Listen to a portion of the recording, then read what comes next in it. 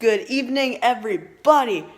It is, 9:30 at night, but I am wide awake and I cannot fall asleep, even though I should probably fall asleep, because we are getting up at the first light tomorrow, the crack of dawn. We are getting up super early tomorrow, and we're going to fish a new spot, and we've heard great things about it. Fish target species, flounder, sea trout, but the main target, redfish. So what we're going to be doing is we're going to go up to this really unique place where on the low tide, these oyster beds, they come up and they make like basically a maze of oyster beds, and some of them form almost little ponds, and the redfish will come into the oyster bed searching for food, crabs, little fish that like to hide in the oysters, and other crustaceans and whatnot, and they get trapped at the low tide. So my dad and I are going to try to sneak in there about an hour or two before that low tide, get in that saltwater pond, and then hopefully, because we have a whole thing of mud minnows, hopefully we're going to catch some of those locked redfish.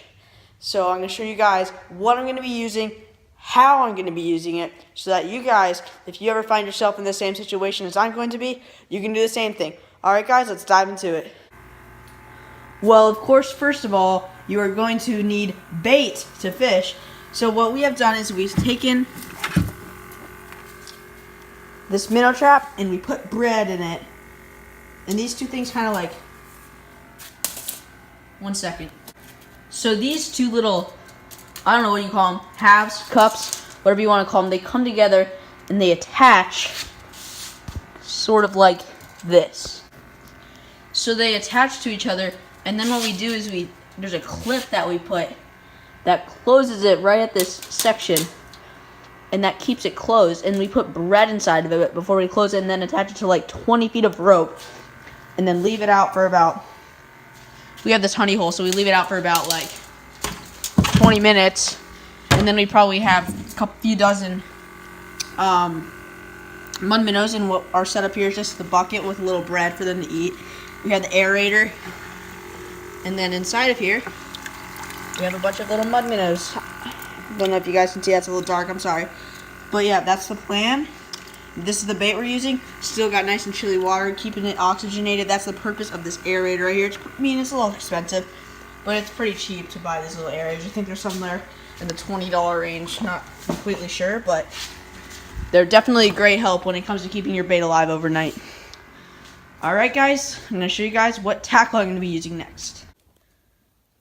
Okay everybody, as far as tackle goes, it's not really rocket science anyone, so fish unhooker looking things, scissors, sunscreen, leader, artificials with DOA shrimp under them, bullet weights, no, not bullet weights, egg weights, 3/4 ounce, and some of these big ones are 1 ounce, swivels with a couple little split shots, small circle hooks, big circle hooks, and jig heads, and then a couple extra corks in case we break off.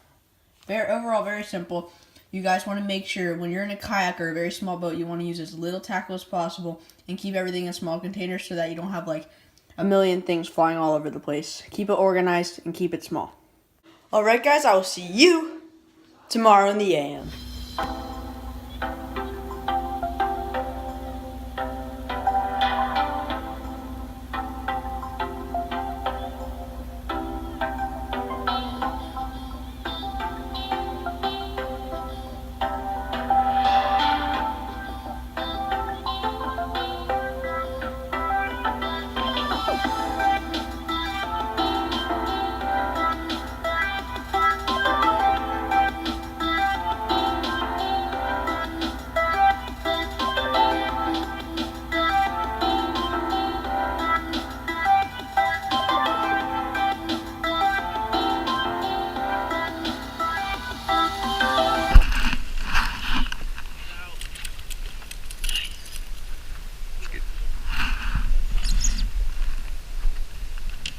Alright, first fish, and let him go. Nice trout. Alright, there we go. Nice little trout right there. Beautiful fish, let's let him go.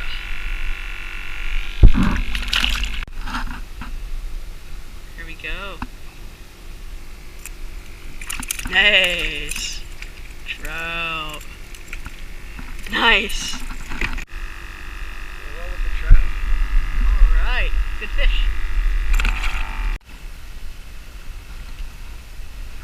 Ooh, he's digging. Oh, it's a nice trout, I think. Nice trout. Look at that thing. Gorgeous trout. Nice, let's let him go. And again. I know, they truck it.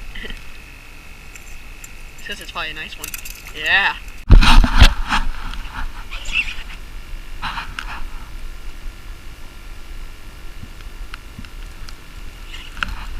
You have one, Joes?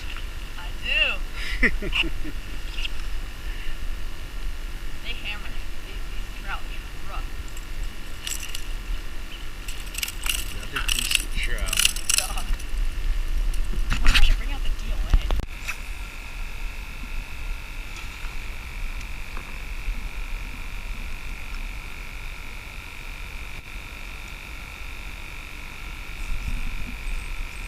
Might be a nice one. I think it's a nice one.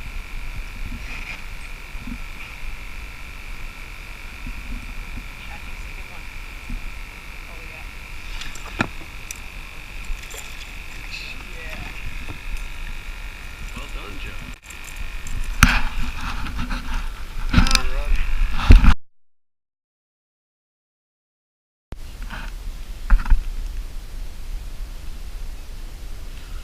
There you go.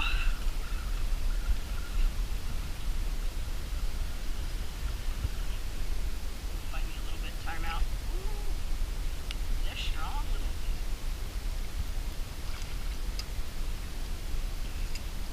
Some of them fight a little bit. Sorry. I think it's done. Oh, it's foul, but that's why it's fighting.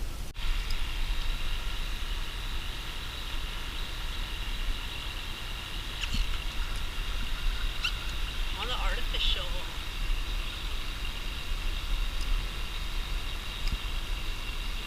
Trout on the artificial, baby. Alright guys, we decided to throw an artificial on and this guy absolutely smoked it. Well done. Well guys, I decided to throw this little swim bait here, and after it took a while, but I finally got my reward. Beautiful little trout, probably about 15 inches long.